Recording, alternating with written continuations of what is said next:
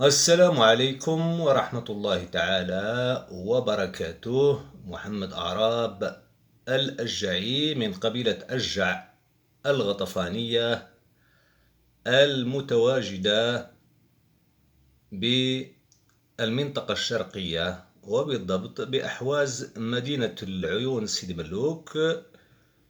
وهي القبيلة الأم، ولها فروع بأحواز مدينة توريت دائما بشمال الشرق المغرب، وبالضبط بمنطقة تفرطة.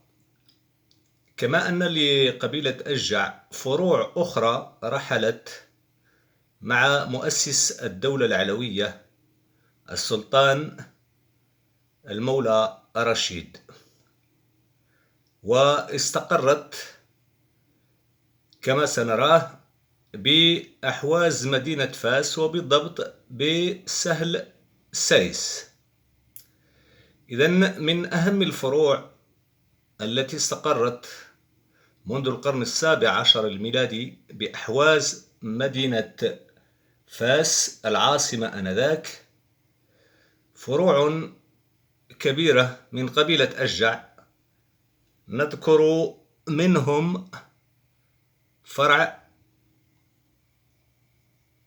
ولاد خليفة كما ترون، وأراضيهم غير بعيدة عن فاس، وبالضبط بجنوب فاس على الطريق الرابطة بين فاس وإموزار،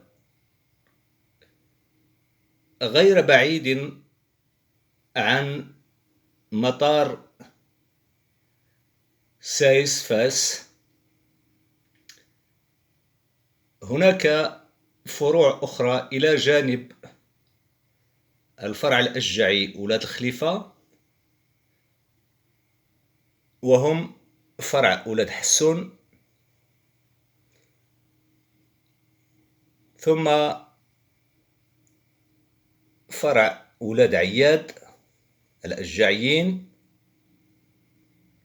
وفرع الغوازي، وكذلك فخذة ولاد يزيد. إذن كما ترون أراضيهم متواجدة بجنوب مدينة فاس. وهناك فرع آخر وهم ولاد طيب، ويقال أنهم أيضا من قبيلة أشجع. إلى جانب ولاد خليفة كما ترون هنا، هؤلاء ولاد خليفة، ولاد حسون، الغوازي، ولاد عياد، ولاد اليزيد أو أولاد يزيد، وولاد طيب. توجد أيضا قرب جماعة عين شقف التابعة لمدينة فاس فرقة من أولاد خليفة، وهي فرقة يطلق عليها فرقة الخرابشة، إلى جانب ولاد محمد الذين هم أيضا من قبيلة أشجع. وهنا سوف نكتشف دوار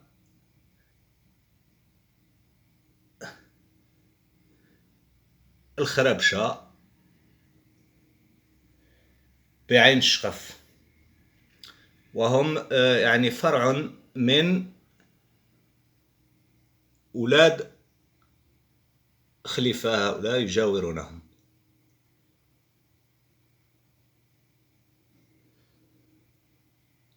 كل هذه الفروع تجد لها يعني أمهات الفروع بمنطقة العيون سيدي ملوك، سواء يعني أولاد خليفة أو أولاد عياد، ودواور أخرى مثل البسايس،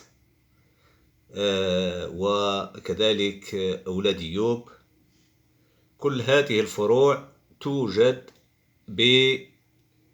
بجنوب مدينة فاس، غير بعيد عنها، على الطريق المؤدية إلى الأطلس.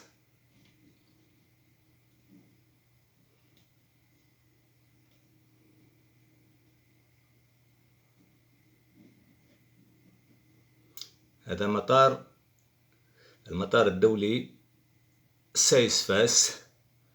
وكما ترون هنا الفرع الأشجعي أولاد خليفة،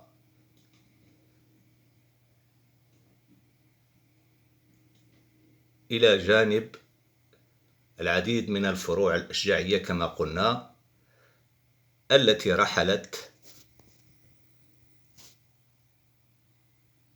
مع السلطان العلوي وساندته في بسط سيطرته على المغرب خلال القرن 17.